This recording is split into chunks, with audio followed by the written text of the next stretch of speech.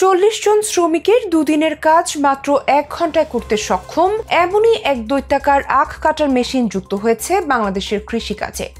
একসময় যে বিস্ময় জাগানো মেশিন দেখা যেত ব্রাজিল, আর্জেন্টিনা সহ দক্ষিণ আমেরিকার দেশগুলোতে, এবার সেই অত্যাধুনিক মেশিন প্রথমবারের মতো দেখা গেছে বাংলাদেশে। চলুন তাহলে জেনে নেওয়া যাক কতটা শক্তিশালী এই মেশিন, কতটা দ্রুত কাজ করতে পারে এটি, আখ চাষিরা কিভাবে উপকৃত হতে যাচ্ছেন এই মেশিন ব্যবহারের মাধ্যমে। সেই সাথে জানবো কৃষিতে যুক্ত হওয়া বিজ্ঞানের নতুন এই প্রযুক্তি বাংলাদেশের জন্য আশীর্বাদ নাকি অভিশাপ হতে যাচ্ছে। সময়ের সাথে সাথে কৃষিকাজে যুক্ত হচ্ছে একের পর এক তাক লাগানো প্রযুক্তি। যে প্রযুক্তি একদিকে যেমন সহজ করছে চাষাবাদ, অন্যদিকে তীব্র শ্রমিক সংকটে থাকা দেশগুলো কাটিয়ে উঠতে শুরু করেছে দক্ষ শ্রমিকের অভাব। কয়েক হাজার শ্রমিকের কাজ মাত্র কয়েক ঘন্টায় করতে সক্ষম এমন বিশাল আকৃতির মেশিন দেখা গেছে উন্নত দেশগুলোতে। আধুনিকতার এই বাতাস লেগেছে বাংলাদেশের গায়েও। এতদিন ধান গম কাটার জন্য ভারী মেশিনের ব্যবহার দেখা গেলেও প্রথমবারের মতো আখ কাটতে ব্যবহৃত হয়েছে অত্যাধুনিক যন্ত্র। আখ কাটার এই মেশিনের মাধ্যমে চাষিরা কতটুকু উপকৃত হয়েছেন তা ছোট্ট একটি পরিসংখ্যানের মাধ্যমে খুব সহজেই অনুমান করা যায়। একসময় মেশিনের মাধ্যমে 40 জন শ্রমিকের 20 টন আখ কাটতে সময় লাগতো প্রায় 24 থেকে 30 ঘন্টা। সেখানে বাংলাদেশে আসা নতুন এই মেশিনের মাধ্যমে 40 জন শ্রমিকের একদিনের কাজ মাত্র 1 ঘন্টায় করতে সক্ষম। সেই সাথে 1 একর জমির আখ কাটতে খরচ পড়বে মাত্র 3 থেকে 4 হাজার টাকা। বর্তমানে চাষিদের মাধ্যমে প্রথাগত নিয়ম অনুযায়ী একর প্রতি জমির আখ কাটতে আখ চাষিদের গুনতে হয় প্রায়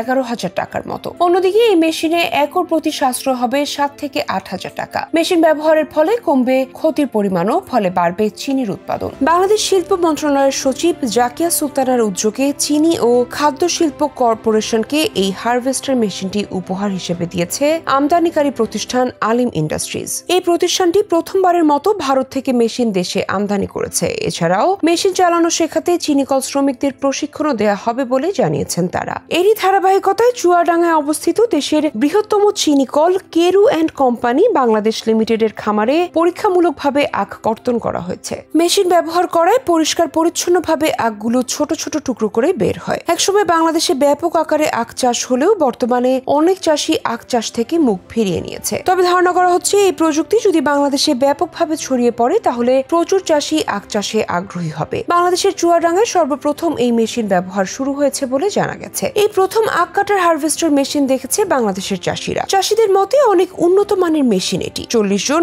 একদিনে যে পরিমাণ আখ কাটতে পারে এই মেশিনটি মাত্র 1 ঘন্টায় সেই পরিমাণ আখ কাটতে পারে। এতে অনেক সুযোগ সুবিধা আছে বলে জানা গেছে। চাষিদের খরচ কম হবে এবং শ্রমিকদের সময় বাঁচবে। আখ কর্তনের সময় শ্রমিক পেতে ব্যাপক সমস্যায় ভুগতে হয় চাষিদের। সেই কারণে অনেকে আখ চাষে আগ্রহ হারিয়ে ফেলে। এই মেশিন এলে অধিকাংশ কৃষক আখ চাষ করবেন। মূলত এই মেশিনের একাধিক বিশেষ গুণের কারণেই এর জনপ্রিয়তা বৃদ্ধি পাচ্ছে বাংলাদেশে। প্রথমত, যেখানে শ্রমিক প্রতি 500 টাকা মজুরি হলে 40 জন শ্রমিকের জন্য 20,000 টাকা লাগতো, সেখানে এই মেশিনের মাধ্যমে কাটলে 2,000 টাকা অর্থাৎ 10 ভাগের 1 ভাগ টাকা খরচ হবে। হাত দিয়ে যখন আখ কাটা হয় তখন গোড়া থেকে 2 থেকে 3 ইঞ্চি উপর দিয়ে কাটে। এতে আখের সুগার নষ্ট হয়ে যায়, সেই সঙ্গে আখ পরিষ্কারও ঠিক মতো হয় না। আর এই মেশিন আখের গোড়া থেকে কর্তন করা যাবে, একই সঙ্গে আখ পরিষ্কার পরিচ্ছন্ন হয়ে বের হবে। এছাড়া ভরা মৌসুমের সময় আখ কাটার জন্য দক্ষ শ্রমিকের ব্যাপক সংকট দেখা যায়, ফলে সময় মতো আখ কাটা না হয় বহু ফসল নষ্ট হয়ে যায়। মেশিন দিয়ে আখ কাটলে একদিকে যেমন বাঁচবে চাষিদের টাকা, অন্যদিকে নির্দিষ্ট সময়ের মধ্যে আখ বিক্রি করতে পারবেন। তবে কৃষিতে অত্যাধুনিক এসব মেশিনের অধিক ব্যবহারে যেমন সুবিধা পাবে চাষিরা, অন্যদিকে 40 জন বেকার শ্রমিক সৃষ্টির মাধ্যমে দেশের বেকারত্বের হার বৃদ্ধির পেছনে